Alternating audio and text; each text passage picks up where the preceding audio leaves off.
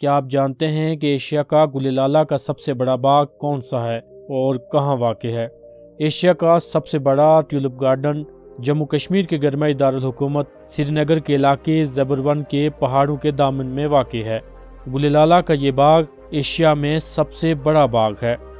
World tulip cement society کی طرف سے 2014 میں ٹیولپ گارڈن سری نگر کو دنیا کا دوسرا خوبصورت ترین باغ قرار دیا گیا۔ اسے اندرا گاندھی ٹیولپ گارڈن بھی کہا جاتا ہے، لیکن عام طور پر اسے ٹیولپ گارڈن یا سراج باغ کے نام سے جانا جاتا ہے۔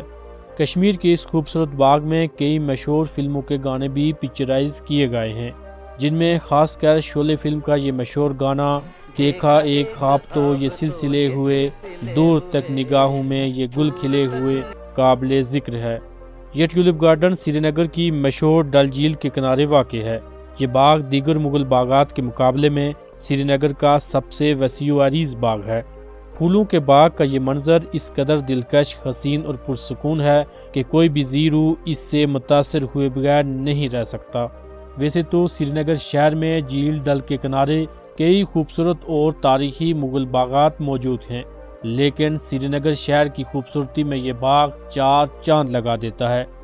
بہار کے موسم میں کشمیر میں کھلے یہ پھول کشمیر کے قدرتی مناظر میں مزید رنگ بھر دیتے ہیں۔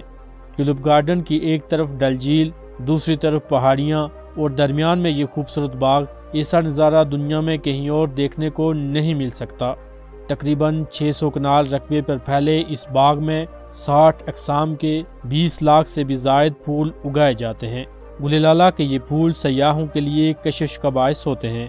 2007 سے پہلے اس باغ میں عام لوگوں کو جانے کی اجازت نہیں تھی، تاہم 2007 میں ماڈل فلوریکلچر، جو پھولوں کو فروغ دینے کا کشمیر میں سرکاری ادارہ ہے، اس نے کشمیر میں ٹورزم کو فروغ دینے کے لیے عام لوگوں کو بھی باغ میں جانے کی اجازت دے دی۔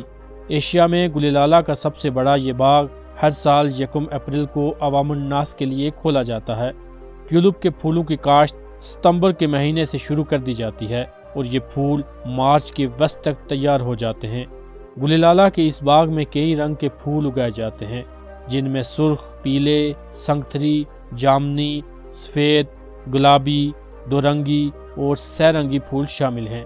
گلِ لالہ کا پھول بہت ہی نازک ہونے کے ساتھ ساتھ اس کی زندگی محض 15 سے 20 دنوں پر ہی محیط ہوتی ہے، تاہم ٹیولپ کی زندگی اس کی اقسام اور موسمی صورتحال پر منحصر ہے۔ اگر موسم سرد رہا تو اس کی زندگی بڑھ سکتی ہے، اگر درجہ حرارت 20 ڈگری سے اوپر چلا گیا تو اس کی زندگی کچھ دن مختصر ہو جاتی ہے۔